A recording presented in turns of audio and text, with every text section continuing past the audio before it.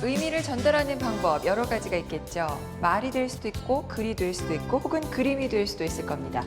하지만 현대와 같은 문명 사회에서는 이런 사진이나 혹은 TV에 찍힌 동영상만큼 훌륭한 의미 전달 체계도 드물지 않을까 하는 생각이 드는데요. 카메라에 찍힌 모습을 통해서 소수민족의 전통과 이야기, 그 사는 모습, 그리고 대자연의 모습을 소개하는 다큐멘터리 사진작가 박종우 씨를 오늘 특별한 만남에서 소개합니다. 태고의 순수함을 쫓는 다큐멘터리스트 박종우. 86년 만년설이 뒤덮인 히말라야를 처음 만난 그는 그대로 설산과 사랑에 빠졌다. 일간신문 사진기자로서의 안정된 서울 삶은 과감할 필요도 없이 쉽게 포기했다. 마음 가는 대로 시작한 여행과 기록의 시간.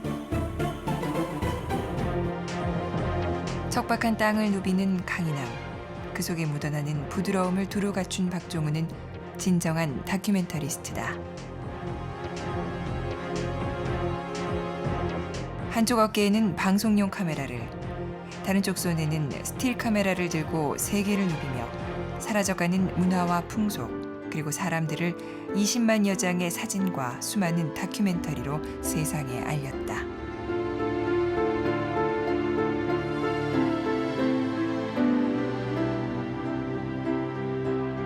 20년을 훌쩍 넘긴 긴 여정. 자연과 소통하며 아름다운 사람들에게 애정을 쏟아부은 다큐멘터리스트 박종우. 지금 그의 마음 깊은 이야기가 시작된다. 반갑습니다. 예. 제가 이 시간 통해서 많은 분들을 뵀었는데 지금도 다른 곳에 좀 작업하고 계신 건가요? 예, 그 촬영이 밀려서 예. 지금 계속 촬영을 하다가 예. 이 약속 때문에 지금 쫓아왔거든요. 예. 이제 항상 카메라를 통해서 이렇게 보시는 입장에 계시다가 카메라가 지금 본인을 향해 있는 거 느끼시니까 어떠세요, 지금? 너무 어색하죠. 제가 촬영을 할 때 상대방이 어색하게 하면은 굉장히 예. 야단도 많이 치고 예. 그러거든요. 예. 그러면서 왜 이렇게 자연스럽게 하지 못하냐고 말도 많이 하는데 네. 제가 언제나 찍히는 입장이 되면 너무나 어색하고요. 네. 지금 뭐 비디오 카메라를 찍힌다든가 또는 스틸 사진을 찍혀도 그게 어색한 거예요. 그래서 내가 작업을 할 때, 내가 남을 찍을 때도 남들이 이런 마음을 갖겠구나 이런 생각을 하게 돼요. 지금 좀 약간 긴장되세요? 예. 제가 이 촬영되는 거를 정말 못해요. 그래서 네. 너무 어색하고 촬영을 할 때는 자신이 있고 얼마든지 촬영을 잘할 것 같은데 네. 찍히는 걸 하면 그렇게 어색하고 그렇네요. 처음 시작은 사진 기자로 출발을 하신 거죠? 예, 그 제가 사진을 찍은 거는 중학생 때부터 찍었고요. 네. 본격적으로 그러니까 프로페셔널이라고 할 수 있는 거는 사진 기자를 시작하면서 네. 그렇게 출발을 하게 되겠네요. 일간지 사진 기자였었나요? 예, 신문사 사진 기자를 했었습니다. 얼마나 하셨던 거죠? 중간에 뭐 사표를 내고 많이 그만두고 그래서 얼마나 했다 하고 말하기는 어려운데 전부 합쳐서 11년 동안 일을 했습니다. 그럼 아무래도 어떤 현장이나 그런 곳을 많이 가셨을 것 같으니까 지금 어떤 사진 작가가 되시는데 좀 많은 영향을 그때 얻으셨겠네요. 네, 좋은 영향도 받았고 나쁜 영향도 받았는데요. 기자를 하게 되면은 뭐 온 사회 여러 가지 현상을 다 쫓아다니게 되니까 네네네. 오늘은 대통령 만났다, 내일은 또 무슨 뭐 이상한 사람들 만났다 이런 일이 비일비재하게 벌어지는데요. 네. 그래서 다양한 사회 현상을 취재를 하면서 세상을 더 넓게 보고 이런 거는 저한테 장점으로 작용을 했고요. 그 다음에 저널리즘 사진을 찍으니까 포토 저널리즘이라고 그러거든요. 이 보도 사진이 좀 획일화된 그런 관행화된 게 있어요. 그거를 10년 동안 하다 보니까 이 여러 가지 그 다양한 형태의 예술 작업을 하지 못하고 한 곳으로만 집중되는 그런 거 작업을 했다고 생각을 해요. 그래서 그런 거는 작가로서는 큰 단점이 되지 않았나 그렇게 생각을 해요. 넓은 세상 속으로 길을 나섰다. 사람이 사는 곳엔 길이 있고 길이 있는 곳에선 언제나 교역이 이루어졌다. 실크로드 이전에 이미 중국 남부와 인도를 잇는 차마고도가 있었고 그 너머엔 유럽까지 이어졌던 사양지로가 있었다. 다큐멘터리스트 박종훈은 2007년 서부 티벳의 은가리에서 인도 가르할 히말라야로 이어지는 사향길 취재에 들어갔다.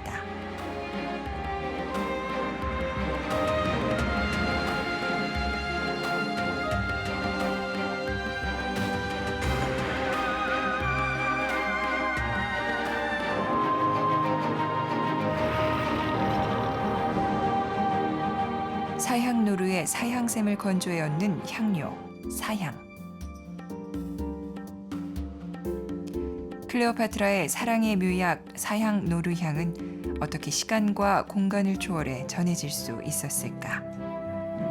박종훈은 고대 교역료를 천천히 더듬어간다. 티벳 라사에서 유럽까지 이르는 사향지로는 히말라야를 넘으면서 세 갈래로 나뉜다. 티벳 서부 은가리 지역에서 인도로 들어가는 사향의 길.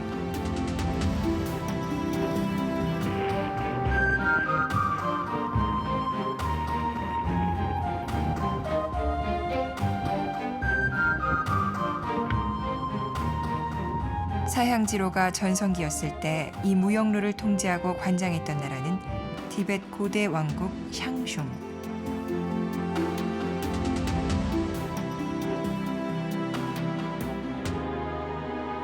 험준한 설산을 넘고 이슬람 문화권과 유럽을 거쳐 아프리카의 이집트에까지 도달한 수출 통로 사향지로는 2000년 동안 이어져온 히말라야 산맥의 대동맥이었다.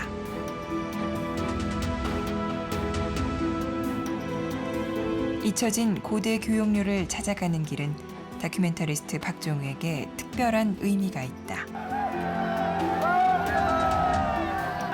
그것은 수천 년 동안 지켜왔던 사람들의 삶과 문화가 순식간에 기억 저편으로 사라져가는 안타까운 현실에 대한 기록이기도 했다. 그래서 이제 다큐멘터리 PD로도 이제 활동을 하셨는데 그러면 그때하고는 뭐랄까 좀 더 내용이 있다고 할까? 좀 더 심층적이었다고 할까? 좀 그랬을 것 같다는 생각이 드네요. 스틸 사진을 찍다가 뭔가 아쉬워서 이거는 좀 연장해서 보여줬으면 좋겠다. 그래서 자꾸 동영상을 찍고 싶은 마음이 들었거든요. 네. 그래서 한 15년 전부터 동영상을 같이 찍기 시작을 했는데 그러다 보니까 역시 거기서 또 장점과 단점이 생기고요. 그런데 동영상을 하게 됨으로써 스틸에서는 또 하지 못했던 그런 것도 많이 얻게 되는 점은 있죠. 이런 좀 오지나 그런 곳을 찍는 이유가 있으신가요? 좀 움직이기가 쉬울 때, 보다 나이가 젊을 때 좀 더 어려운 걸 찍는 게 좋겠다 그런 생각을 했었어요. 그러다 보니까 그럼 초기에는 오지를 좀 주로 찍고 나중에 나이가 들면은 좀 편한 거를 찍자 이런 생각을 해서 오지를 많이 다니게 된 거고요. 오지를 자꾸 다니다 보니까 그게 뭐 전문화가 된다 그럴까요? 노하우가 생긴다 그럴까? 그래서 한 20년 동안 열심히 쫓아다녔어요. 그동안 어디 다니셨어요? 그거를 지금 어디 다녔다 이렇게 말할 수 없을 정도로 수많은 세상의 구석구석을 다녔는데요. 그 뭐 지역을 내가 정해놓고 가는 것도 아니고 그냥 여기 가야겠다고 생각이 되면은 갑자기 짐 싸들고 확 가기도 하고 하루 만에 결정해서 가기도 하고 어떨 때는 반나절 만에 결정해서 가기도 하고 그래서 뭐 수많은 곳을 다녔죠. 그럼 이제 뭐 어떤 뭐 책이라든가 TV라든가 뭐 그런 걸 보다가 아 저길 가겠다 싶으면 그냥 그 날로 혹은 그 다음 날로 출발을 하신다고요? 예, 그 TV 같은 거는 이제 자주 안 보기 때문에 TV를 보다가 저희가 좋다 그래서 가야 된다기보다도요 머릿속에 대충 어디를 앞으로 취재를 해야겠다 이런 생각을 하고 있거든요. 그런데 갑자기 무슨 사건이 날 때가 있어요. 네. 어디서 무슨 지진이 났다든가 뭐 큰 사건이 났다거나 또는 뭐 해외 단신이 신문에 이렇게 토픽으로 났는데 가령 인도네시아의 어떤 마을에서 고래를 잡아왔는데 이 마을에서 이제 고래를 마지막으로 잡는다더라. 이러면 빨리 가서 이걸 기록을 해야겠구나 이런 생각이 들어서 짐 싸가지고 그냥 가버리는 그런 경우가 많았죠. 그러면은 어떤 좀 사진 기자적인 면에서 영향을 많이 받으신 것 같은 느낌이 드는데요. 네, 그런 점에서 굉장히 영향을 받았는데요. 순발력을 얻었습니다. 그렇죠. 네, 예. 그래서 신문사의 기자라는 사람들이 출입처를 다니거나 예. 또는 회사에서 있다가 사건이 나면 그리로 튀어간다고 그러잖아요. 예. 정말 말 그대로 뛰어가는데 네. 그때 그 순발력을 10년 이상 이제 지키고 있었기 때문에 어디서 무슨 일이 있으면 즉시 현장으로 가는 그런 게 뛰어나다고 저도 생각을 해요. 그러면은 그만두자마자 곧장 사진 작가로 활동을 시작을 하신 거였나요? 아니면 잠깐 중간에 쉬는 어떤 텀이 있었나요? 사진은 제 개인적인 작업은 계속 그동안 해오고 있었고요. 회사 다니면서도 회사를 그만두고 나서는 다큐멘터리 영상 작업을 같이 시작을 했어요. 그래서 처음에 몇 년은 비디오로 다큐멘터리 찍는 작업을 열심히 하다가 사진은 좀 뒷전에 밀렸었죠. 그리고 한 5년쯤 지나서 그 다음에는 동영상과 이 스틸 사진을 좀 반반 정도 절반씩 해서 그렇게 지금까지 해오고 있는 것 같습니다. 둘의 이제 각각의 매력, 장단점이 있을 텐데. 스틸 사진의 가장 큰 매력은요, 사진 한 장으로 그 가장 정적이 아니죠. 정점의 순간을 보여줄 수가 있다는 점이에요. 사진 한 장을 딱 찍은 거로서 가장 그 장면을 잘 설명할 수 있는 그런 하나의 사진으로 표현해낼 수 있다는 게 스틸 사진의 장점이고요. 동영상은 어떤 얘기가 흘러가는 거를 끊이지 않고 쭉 보여줌으로 해서 보는 사람들한테 그거를 장면을 이해를 시키고 납득을 시킬 수 있다는 게 장점이죠. 그래서 두 개를 같이 작업을 하시는군요. 서로 보완되게. 그렇습니다. 그래서 보완되게 하려고 그 두 가지 작업을 같이 시작을 했는데 네. 막상 하다 보니까 보완이 뭐 될 때도 있지만 어떨 때는 둘 다 안 돼가지고 실망하고 그럴 때도 많이 있습니다. 어려운 것부터 시작하자라고 해서 이제 이런 좀 오지나 그런 쪽을 많이 촬영하게 되셨다고. 히말라야를 그래서 선택을 하시게 되신 건가요? 그런 의도하고 맞아떨어진 게? 1987년에 친구 몇 명이서 갑자기 그것도 식사하다가 네. 우리 히말라야 한번 가볼까 그렇게 해서 시작이 된 여행이었어요. 그냥 밥 먹다가. 네, 식사하다가요. 네. 강원도에 있는 산골 마을에서 식사를 하다가 우리가 강원도만 매일 볼 게 아니고 충분히 봤으니 이젠 좀 넓은 산을 보자. 네. 그럼 넓은 산 어디로 가볼까? 그래서 기왕이면은 세계에서 가장 크다는 히말라야를 가보자. 큰 산이겠거니 하는 생각을 가지고 거길 들어갔는데 생애 처음으로 이 만년설에 덮인 산을 봤잖아요. 6,000m가 넘는 산에는 이제 만년설이 덮여 있는데 그걸 보는 순간에 숨이 탁 막히면서 그 장대함과 웅장함이 가슴속에 확 들어와서 박힌 거예요. 히말라야를 가기 전에 뭐 주변 분들이 히말라야 한번 가서 설산을 보게 되면은 그 설산 때문에 마약이 돼서 계속 가야 되는 거다라는 말을 했어요. 그래서 그게 과연 그럴까 생각했는데 진짜 돌아와서 1년쯤 지나면은 그 설산이 계속 눈앞에 보이는 거예요. 다시 가야 될 것 같은. 1년에 한 번 또는 반년에 한 번씩 계속 그렇게 산을 찾아왔고요. 그게 20여 년이 지나다 보니까 합쳐져서 뭐 50번 이상 가게 그렇게 된 것 같습니다.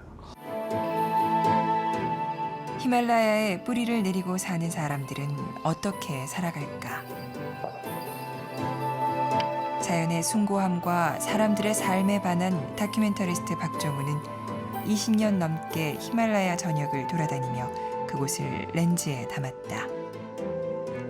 인도양과 벵갈만에서 형성된 몬순 구름이 험난한 히말라야에 막혀 멈춘 경계. 그곳에 존귀한 인간사를 기록한 박종우의 사진이 드디어 세상과 만났다.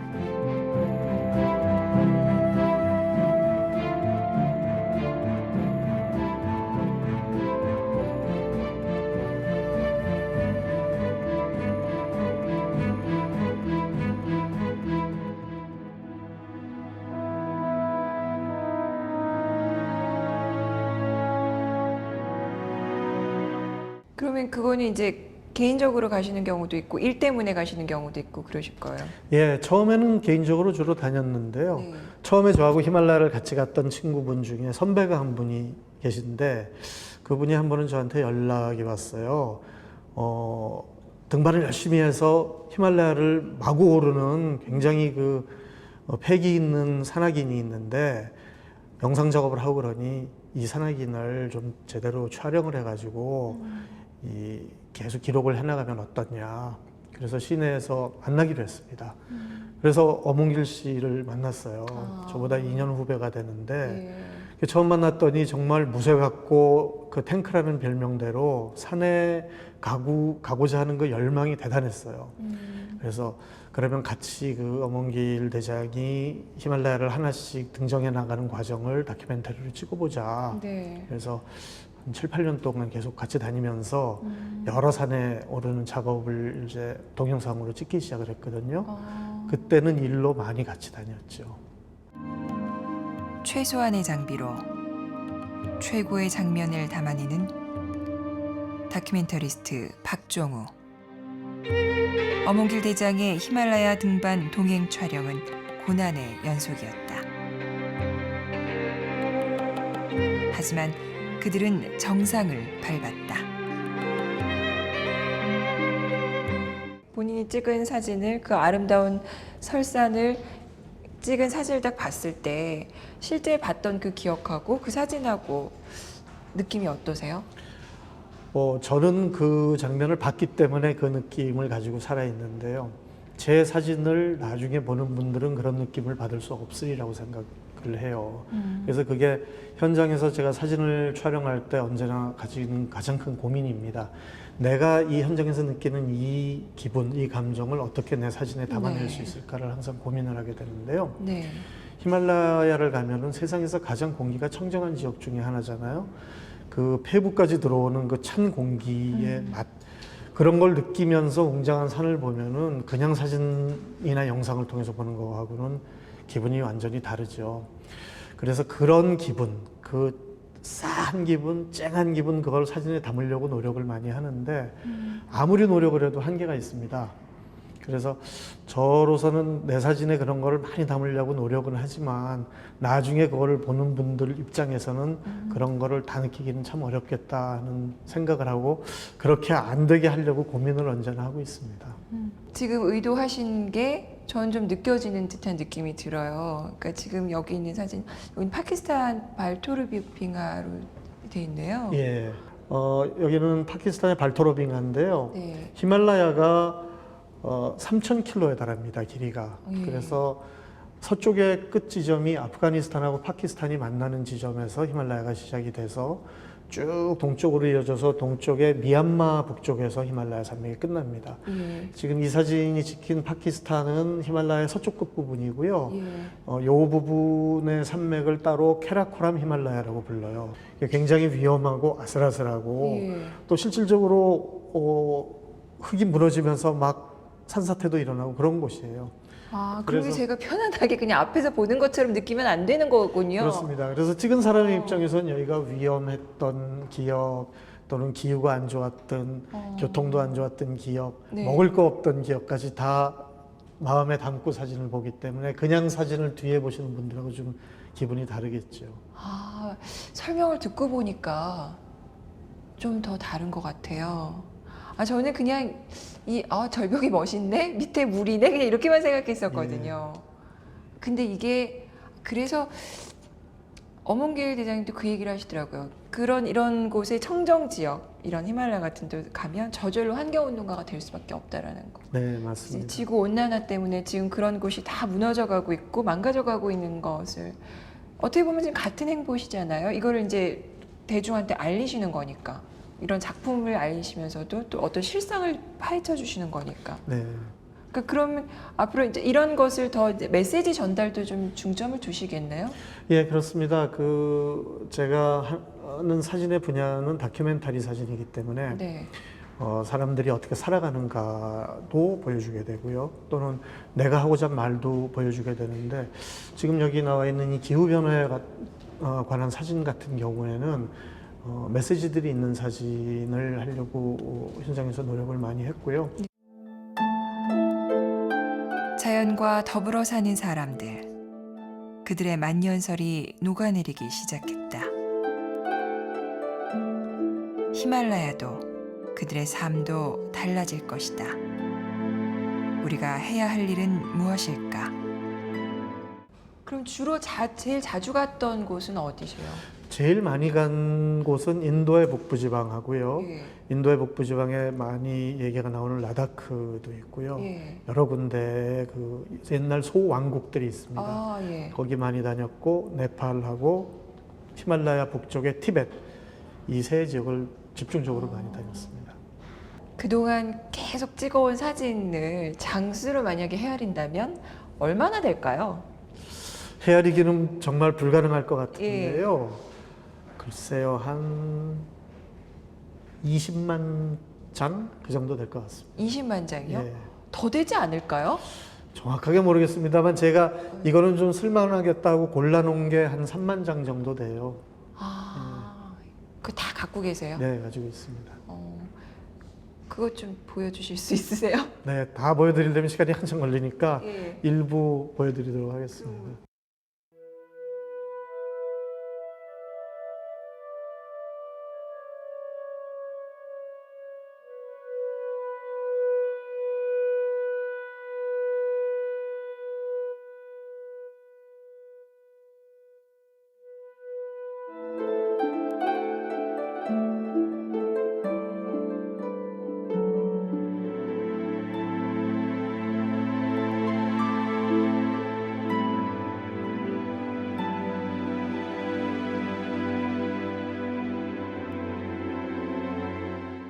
정말 역시 기대를 저버리지 않으신 것 같아요. 댁을 오게 되면서 어떤 곳에서 사실까 궁금했었는데 서울 한복판에 이런 그 멋진 산장 같은 느낌을 주는 곳이 있으리라고는 정말 상상을 못했거든요. 건축이라 그래야 되나 설계라 그래야 되나 다 하신 거예요, 직접? 예, 여기가 거의 폐가처럼 버려져 있던 집이었는데요. 네. 이 집 사서 오면서 저하고 저희 집사람하고 같이 뭐 하나하나 만들면서 이렇게 갖고 나갔죠. 이 집을 이렇게 갖고 오면서도 그런 어떤 그 여행 다니시면서 사진 찍으시면서 들르셨던 그런 곳들이 많이 좀 도움이 되셨겠죠? 예, 그 외국 다니다 보면 언제나 뭐 이쁜 집들 많이 보고 그러니까 예. 나중에 집 만들면 이런 집 해야겠다 했던 아이디어도 좀 썼고요. 네. 또 여행에서 돌아올 때 가지고 온 소품들도 많이 활용을 했고. 여기 있어요? 여행 때 갖고 왔던 예, 저기 소품들. 뭐 저 화분도 저거 무슨 그 거대한 이스터 섬 예, 석상 같이 예, 생겼죠. 그건데. 근데 이스터 섬 거는 아니고 다른 데서 가지고 온 거고요. 예. 저기 벽에 있는 매미는 프랑스의 프로방스에서 가지고 온 거고, 아, 그 벽에 있는 그 벽걸이는 티벳, 또 그 왼쪽에 것은 인도, 예. 여기 새는 인도네시아, 또 와. 그 옆에 거는 프랑스, 저쪽 건 파키스탄, 여러 군데서 왔네요. 이야, 진짜 전 세계 곳곳에서 다 왔군요. 예. 그러면 사진 찍으러 이렇게 해외 나가시면 보통 며칠간이나 머무세요? 일정하지는 않은데 평균 한 달 정도 해외 취재를 다니고요. 예. 짧을 때는 2주, 음. 길 때는 반년 그 정도 다닙니다. 어떻게 집에서 안 내쫓기셨네요. 오면은 제가 워낙 잘하잖아요. 설거지 다 하죠. 아, 그거는 사실 원래 그 당사자한테 또 따로 물어봐야 되는 부분이긴 한데. 뭐라고, 아니, 그건 또 저희는 아침 프로는 아니니까 여쭤보진 않겠습니다만은. 근데 그렇게 떨어져 있는 시간이 오래 있는데.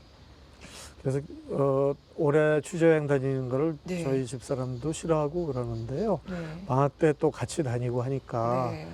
혼자 있을 때는 스트레스를 좀 받다가 네. 같이 가서는 해소를 하고 그렇게 줄타기 하듯 살고 있습니다. 홀로 아프리카 여행을 다녀온 여자라면 나를 이해해 줄 것 같았다. 그 여자와 결혼했고 우리는 서로를 더 많이 이해하고 사랑하게 됐다. 1년 중 절반 이상을 해외에 있는 남편, 그리고 아빠. 아내와 아들의 헌신과 이해는 다큐멘터리스트 박종우를 가능케 했다. 사랑하는 나의 가족, 나의 가장 든든한 울타리. 정말 발 정말 잘못 디디면 물에 빠질 수 있는 아까 설명하셨던 그런 곳을 가시고 오지를 가시고 하시니까 집에서 굉장히 걱정 많이 하실 것 같은데 안 미안하세요? 미안하죠. 늘상 미안한 마음이 있고요. 전에도 네팔에 한번 취재를 갔었는데 예. 네팔에 큰 산사태가 나서 뭐 100명이 넘는 사람이 사망했다는 기사가 외신에 나왔대요. 네네. 그래서 그럴 때는 혹시 내 남편이 아닌가 걱정도 음. 많이 하고 그런다고 그래요. 그래서 미안한 마음은 있는데 저는 뭐 외국 다니면서 사고가 날 뻔한 경우도 많긴 한데 그게 다 운이라고 생각을 하거든요. 어떤 생사의 기로에 섰었던 기억, 어떤 경험이 있으셨어요? 4년 전이구나. 4년 전에 중국하고 티벳 경계에 있는 그 산악지방에 촬영을 갔었는데요. 네. 아주 경사가 급한 낭떠러지였어요. 예. 아래로는 한 70m 정도 되는 낭떠러지였고 위로는 깎아지른 듯한 절벽이었는데 네. 거기 작은 오솔길이 있었고 네. 그리로 야크라는 동물 아시죠? 예, 그 야크가 말하고 같이 섞여서 캐러밴으로 이동하는 그 캐러밴 루트였어요. 네. 거기서 제가 촬영을 하고 있었는데 예. 지나가던 말이 저를 지나가면서 치고 지나갔습니다. 어. 근데 말은 보통 이 길을 갈 때 자기 몸 넓이만큼 생각을 하고 사람을 피해서 가거든요. 네. 그런데 말 위에 큰 짐이 실려 있었어요. 음. 이 말이 자기 싣고 가는 짐은 생각을 안 하고 자기 딴에는 나를 피한다고 갔는데 짐이 저를 친 거죠. 그래서 저는 촬영하느라고 열중하다가 거기 떠밀려 갖고 낭떠러지로 떨어졌는데 떨어지셨어요? 예, 70m 낭떠러지로 떨어졌는데 만화에 나오는 것처럼 한 3, 4m 아래에 나무가 벼랑에서 자라나는 나무가 있었어요. 예. 그 나무에 걸려서 예. 살아났습니다. 가시나무였는데 온몸에 가시가 수백 개가 박혔어요. 그리고 굉장히 비싼 1억 원이 넘는 비싼 카메라를 제가 그때 갖고 있었는데 예. 그 카메라가 부서지고 저는 나무에 걸리고 그래서 크게 다치지는 않고 뭐 몸에 피 좀 나고 옷 찢어지고 가시 박히고 이렇게 다친 적이 있습니다. 그러고도 또 사진 찍고 싶으세요? 그래도? 네, 큰일 뭐 당해도. 그냥 운이라고 생각하기 때문에 그리고 그때는 한국에 왔다가 한 달 있다가 다시 거기를 갔어요. 이런 말씀 드리면 기분 나쁘실지 모르지만 정말 사진에 미쳤다라는 표현이 딱 맞는 것 같아요. 저는 뭐 미쳤다고 생각은 안 하는데요. 네. 얼마 전에 누가 그 뭐 사진가 몇 명 인터뷰를 해서 책을 냈는데 그 책 제목도 사진에 미치다라는 제목이더라고요. 네. 남들이 보면은 그렇게 미쳤다고 생각을 하나 봐요. 그 다큐멘터리 참하고도 천일의 기록. 네. 예. 그때 얘기 좀 해주세요. 네. 그 참하고도라는 게 정확히 어떤 건가요? 차마고도는 원래 있는 이름은 아니고요. 네. 중국 사람들이 붙인 이름입니다. 최근에. 예. 아까 제가 얘기 드렸던 그 히말라야 3,000km에 달하는 대산맥을 남쪽과 북쪽의 기후 차이 때문에 사람들이 넘나들면서 자기들의 물건을 교류를 해왔는데요. 네. 그 중에 한 루트가 차마고도고요. 네. 2003년인가 제가 중국 운남성에 있는 리장이라는 도시에 출장을 갔었어요. 네. 그 자료 조사를 하려고 서점에 가서 자료를 보다가 마침 그 서점 주인이 취미로 사진을 찍으시는 분이었는데 예. 서점 벽에 어떤 사진이 하나가 걸려 있었어요. 예. 보니까 그 리장이라는 도시의 중심가를 네. 말의 행렬이 지나가는데 뭔가를 메고서 쫙 수십 마리가 지나가는 거예요. 그래서 주인한테 이 말이 도시 가운데 지나가는 행렬이 도대체 무엇이냐. 그러니까 그게 차마고도를 다니는 마방이라는 사람들인데 내가 찍은 거다 그렇게 얘기를 하세요. 그래서 차마고도가 뭡니까? 그랬더니 운남성에서 생산되는 차를 티벳으로 가져가서 티벳의 말과 교환하던 옛 교역로다 그렇게 얘기를 해요. 그래서 차마. 예. 네, 차와 말을 바꾸는 네. 교역로라는 뜻이죠. 네. 근데 히말라야를 다니는 교역로에 대한 관심이 계속 있어 왔기 때문에 네. 이거를 내가 한번 취재를 해봐야겠다. 음. 그래서 그때 그 사람들이 산다는 곳을 들어가서 찾아가게 됐어요. 근데 요즘은 자꾸 그런 분들이 줄어들기 때문에 찾는 게 쉽지 않았습니다. 여기저기 수소문을 해서 겨우 찾아내서 차마고도를 다니면서 그 차를 가지고 다니는 사람들이 말에 짐을 싣고 다닌다고 그래서 마방이라는 말을 쓰거든요. 네. 그 마지막 마방을 만났어요. 그래서 그 사람들하고 친구가 되고 네. 그 사람들이 이동하는 거를 2년 동안에 걸쳐서 다니면서 쭉 촬영을 해서 차마고도에 대한 다큐멘터리를 만들게 됐습니다. 중국과 인도를 잇는 교역로 차마고도.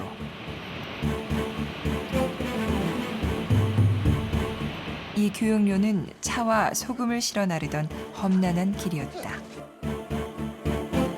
그 길을 따라가다 보면 지금은 지도상에서 사라진 금단의 땅 캄에 이른다.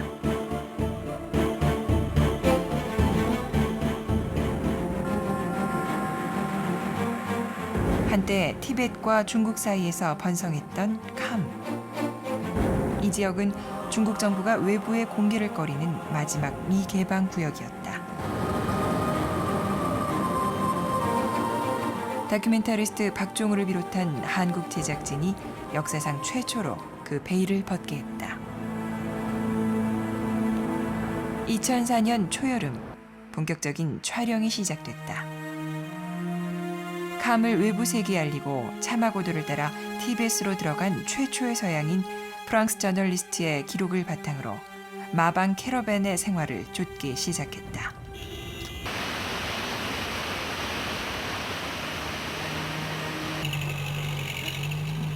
하지만 험한 산길을 따라가는 마방을 쫓아가는 것은 쉬운 일이 아니었다. 절벽 밑으로 떨어지는 아찔한 사고. 촬영은 중단됐다. 이듬해 다시 들어간 캄. 3년간 뒤쫓은 마방의 길. 그것은 과거 차마고도 위에 번성했던 문명의 원형을 찾아가는 길이었고 사라진 왕국 캄의 전설과 만나는 길이었다.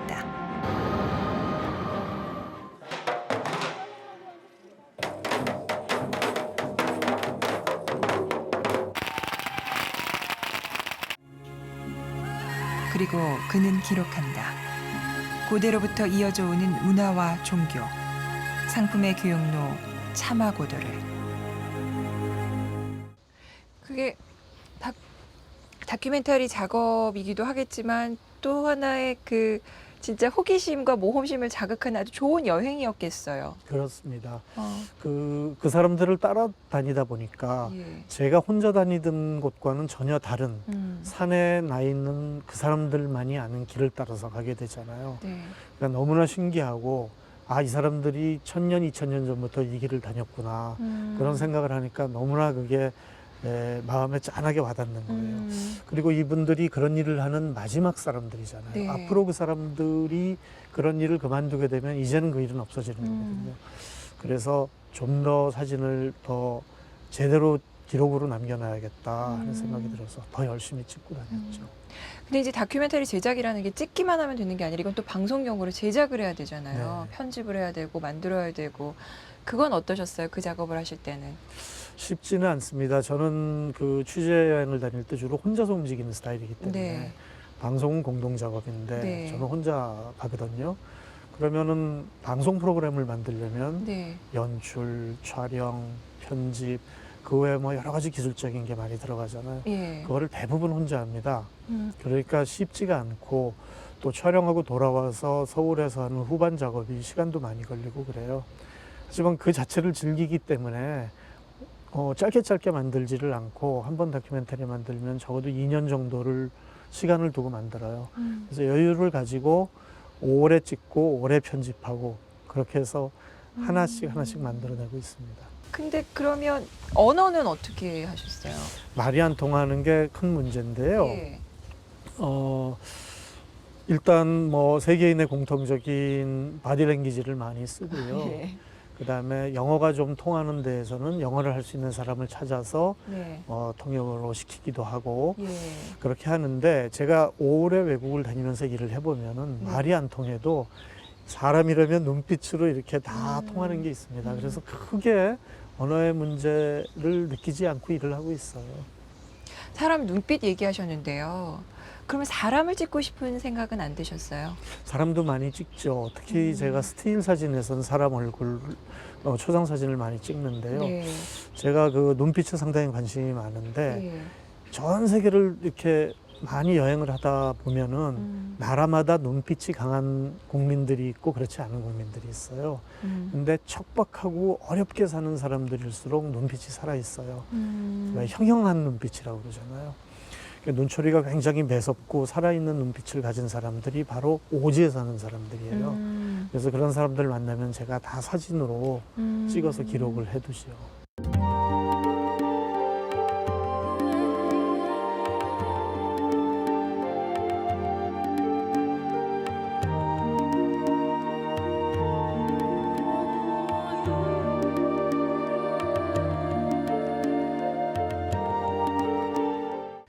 그 참하고도 천일간의 기록 말고도 다른 다큐멘터리도 여러 편 찍으셨죠? 예. 어떤 것들이 있었죠?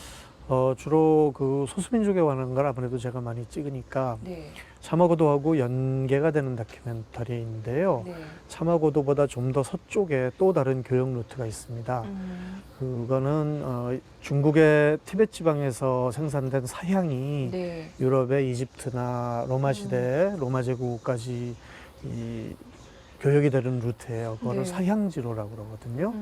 그래서 그 교역로에 대한 다큐멘터리 사향지로를 제가 만들었고요. 네. 최근에는 쓰나미의 피해를 받은 그 안다만의 소수민족을 다룬 바다집시라는 프로그램도 만들었고요.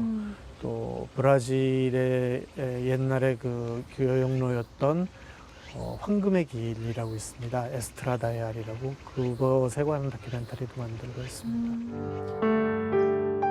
태국 남부 안다만해의 작은 섬 피피. 이 섬의 끝자락을 돌아서면 바다집시 모켄의 마을이 있다. 인류의 가장 오래된 생존 방식 수렵으로 살아가는 바다집시.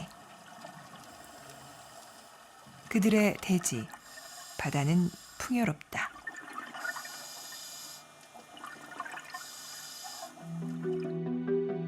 (2004년 12월 26일) 화창하고 조용한 바다.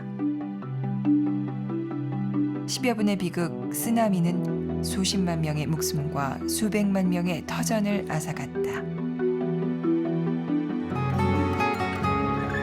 박종훈은 2004년 쓰나미로 삶의 터전을 잃은 모켄족을 카메라에 담기 시작했다.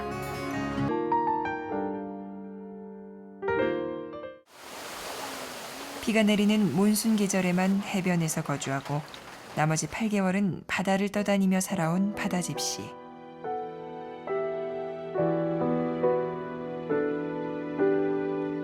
하지만 태국 정부는 위험하다는 이유로 이들이 오가는 바닷길을 제한하고 있다.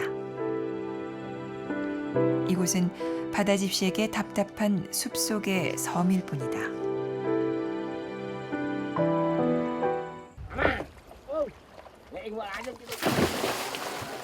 가장 풍요로운 대지에서 가장 단순하게 사는 사람들, 또 아주 특별한 능력을 지녔으면서도 자연이 허락한 만큼만 구하는 사람들, 모켄.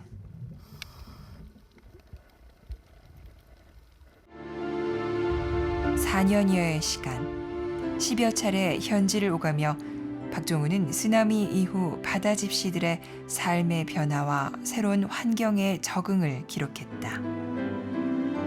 그 기록, 바다집시는 소수민족의 때묻지 않은 영혼과 순수한 문화의 원형을 지키고 싶은 그의 바람이 담겨 있다. 그럼 이제 항상 주제는 거의 비슷하게 소수민족의 삶, 뭐 그런 것. 주로 아무래도 소수민족의 삶이라든가 문화적인 거, 역사적인 네. 거를 많이 만들게 되네요. 그런 거 자꾸 찍다 보면 역사에 되게 자연스럽게 이렇게 접근을 하고 공부를 하게 되시고 그럴 것 예. 같아요. 그게 어떤가요? 그 같은 아시아계이지만 그래도 우리하고는 많이 다른 곳이기 때문에 글쎄 이게 한마디로 규정짓기는 좀 어렵겠다 싶지만은 그래도 그들만의 어떤 삶 속에 녹아있는 특징이랄까? 한마디로 얘기한다면 어떤 게 있을까요? 예, 아시아의 오지에 사는 소수민족들을 제가 쭉 촬영을 하면서 다큐멘터리도 만들고 그러는데요. 그 민족이 다르고 다 다르지만 또 어느 한편으로는 우리의 옛 모습을 보는 것 같은 거를 굉장히 많이 느끼고요. 외부하고 격리된 오지에 들어가면은 옛날 저 어렸을 때 우리가 놀던 놀이가 그대로 남아있다거나 풍습이 비슷하거나 그런 게 많아요. 그래서 지역은 달라도 사람들이 사는 거는 역시 비슷하지 않나 이런 생각을 하고요. 그 사람들이 자기들이 처한 환경에서 살아나가는 방식 같은 거에 다르기보다는 도리어 저는 똑같다, 비슷하다 예. 그런 생각을 많이 하죠. 그럼 이제 다큐멘터리 동영상 이제 찍으시면서도 중간중간에 계속 스틸 사진 같이 찍으시는 거죠? 네, 언제나 같이 찍습니다. 그럼 그것도 지금 어떻게 팬들이나 대중들께 선보이실 예정이 있으신가요? 아니면? 예, 그 스틸 사진으로 찍는 거는 제가 책으로 낸다든가 또는 네. 가끔 전시를 한다든가 이런 식으로 해서 소개를 하고 있고요. 네. 다큐멘터리 만드는 거는 방송 프로그램으로 해서 내고 있고 이렇게 해서 양쪽 일을 하고 있는데 어떤 때는 일을 하다 보면은 둘 다 동시에 할 수 없는 때도 생기거든요. 그럴 때는 고민을 하게 되죠. 스틸 사진을 찍을 것인가, 동영상을 찍을 것인가. 언제나 그런 딜레마 속에서 살고 있어요. 그래도 굳이 비중을 따진다면 원래 시작을 또 스틸 사진으로 하셨으니까 그쪽이 더 비중을 두지 않으실까 생각이 드는데 아닌가요? 맞습니다. 동영상하고 스틸 사진을 같이 가지고 다닐 때 사람들이 그런 질문 많이 해요. 네. 두 종류의 각기 다른 기계를 가지고 다니면서 예. 결정적일 때는 뭐를 쓰냐는 질문 많이 하는데 그때는 사진을 찍게 돼요. 예. 왜냐하면 사진은 그 순간을 포착하는 거기 때문에 딱 그 장면을 남길 수 있는 그 순간은 사진밖에 안 된다고 생각을 해요. 그래서 나도 모르게 이건 중요하다 싶으면은 스틸 사진을 먼저 찍게 되는 그렇게 버릇이 돼버렸어요. 언제까지 사진을 찍으실 생각이세요? 제가 뭐 몸이 움직이는 한도까지는 사진을 찍을 건데요. 네. 움직일 때까지는 계속 찍지 않을까 그렇게 생각을 해요. 움직일 때까지. 그러면은 그거는 나이는 어떻게 될지 모르겠네요. 일단 건강이 네. 허락하는 한. 그렇습니다. 제가 다큐멘터리 사진 찍는 사람들은 누구나 자기 마음속에 프로젝트를 다 만들어 놓고 찍죠. 그게 짧은 기간 안에 하는 거, 긴 기간 동안 하는 거, 또는 평생을 걸쳐서 하는 그런 프로젝트를 여러 개를 가지고 있는데 그런 거 하나하나 해나가면서 그게 뭐 끝이 없는 거니까 제가 건강이 허락하는 한은 계속 그런 사진 작업을 해나갈 것 같습니다. 그래도 좀 나중에는 편한 거로 바꾸시겠죠? 아무래도 지금 다니는 오지보다는 좀 더 편한 곳으로 가게 되리라고 생각을 해요. 앞으로 찍고 싶은 게 있다면 어떤 걸 찍고 싶으세요? 히말라야를 20년 이상 찍어 왔는데요. 아직 마무리가 좀 덜 돼서 네. 그것도 마무리를 해야 되고요. 특히 중국이 지금 산업화가 되고 개방이 되면서 급속도로 문명의 침투를 받고 있어요. 그래서 중국이 완전히 그 산업사회로 변하기 전에 남아있는 옛 모습을 충실히 기록해야겠다는 생각을 하고요. 그 밖에 동남아시아의 여러 나라들 다니면서 사진 쭉 찍고 싶고 평생 걸쳐서 할 일은 제가 몇 년 전에 몽골리안 루트라는 사진과 다큐멘터리 작업을 했었는데요. 전 세계에 펼쳐져 사는 이 몽골리안들이 어떻게 사는지 그거를 또 쭉 기록해 나가고 싶은 그런 마음이 있습니다. 얼마 전에 제가 방송에서 이제 사진작가 김중만 씨가 계속 패션지 찍다가 이제는 우리나라 이제 그 좋은 산하 이런 곳을 지금 찍고 있다 얘기를 하는데 혹시 그런 비슷한 계획은 우리나라를 찍을 계획은 없으세요? 저는 우리나라를 옛날부터 찍어 왔는데요. 예. 김중만 선배가 네. 자꾸 제가 찍는데 침범을 해서 들어와서 만나고 그런 거예요? 그래요. 김중만 선배는 원래 패션 사진 네. 찍으시던 분인데 그 선배도 나이가 드시니까 네. 자꾸 우리나라의 산하에 관심을 가지게 되시는 것 같고요. 저는 젊을 때 외국을 많이 돌아다녔었는데 나이가 들면서 자꾸 우리나라를 좀 찍어야 되지 않나 그런 생각을 하고요. 우리나라의 가장 큰 아름다움은 뭘까요? 산세일까요? 물일까요? 어떤 거요? 산도 좋고 물도 좋지만 우리나라는 제가 사진가의 눈으로 보면은 선이 참 좋은 나라입니다. 그래서 한옥의 기와 지붕의 선이라든가 뭐 치마의 선, 버선발의 선, 예. 소나무 구분 선 얘기를 많이 하는데요. 예. 한국은 선이 아름다운 나라고요. 한국의 그 아름다운 곡선미를 한번 사진에 담아봐야겠다 그런 생각을 하고 있어요. 정말 프로페셔널이든 아마추어로든 사진 찍는 거 좋아하시는 분들 굉장히 많으시잖아요. 그래서 사진 찍는 거 다 좀 새로 시작하고 싶다는 생각 가지신 분들도 많은데 그분들한테 뭐랄까 조언이랄까 네. 한 말씀 해주세요. 예. 예. 뭐 사진 찍는 인구가 2천만 명을 넘었다고 그래요. 네. 거의 전 인구가 사진을 찍는 시대가 됐는데요. 네. 저는 다큐멘터리 사진을 찍는 사람이기 때문에 처음 사진을 찍는 분들한테 해드리고 싶은 말은 이 좋은 사진을 위해서 너무 테크닉만을 생각하시는 경향들이 있는 것 같아요. 그거보다는 자기가 뭐를 찍어 나갈 수 있는지 마음속에 프로젝트를 하나를 만들려고 권유를 하고 싶어요. 크든 작든 그렇게 해서 프로젝트를 만들고 거기에 대해서 관심을 가지고 공부를 해나가면 좋은 사진은 저절로 찍힌다고 생각이 돼요. 그러니까 카메라 가지고 다니면서 아무 데나 눈에 보이는 거를 사진을 찍지 말고 네. 내가 하나를 찍을 수 있는 주제를 정한 다음에 그거를 공부해 나가면서 사진을 찍는 거죠. 그러면 좋은 사진을 찍을 수 있다고 생각이 됩니다. 쉽게 보면은 우리 주변을 이렇게 돌아봤을 때 네. 뭐 우체통이다, 네. 공중전화다, 네. 뭐 어떤 사람이 있다면은 네. 그 사람이 쓰고 있는 모자만 찍는다든가 네. 어떤 내가 관심을 가지고 있는 주제든 소재든 하나를 정해서 그거를 계속 찍으면은 거기서 점점 좋은 사진이 발전해 나갈 수 있거든요. 네. 그 다음에는 소재를 바꾸어 나가면 됩니다. 주제를 바꿔 나가면 되거든요. 아, 네. 그렇게 되면 좋은 사진은 저절로 찍을 수 있다고 생각합니다. 앞으로도 좋은 작품, 좋은 사진 저희한테 많이 보여주시고요. 그리고 또 하나 정말 당부드리고 싶은 건 정말 다치지 마세요. 조심하시고. 네, 앞으로 명심하겠습니다. 네. 오늘 이제 바쁘신데 또 이제 찍으러 또 가셔야 되잖아요. 네. 아유. 하여튼 귀한 시간 내주셔서 너무 감사합니다. 네, 감사합니다. 고맙습니다.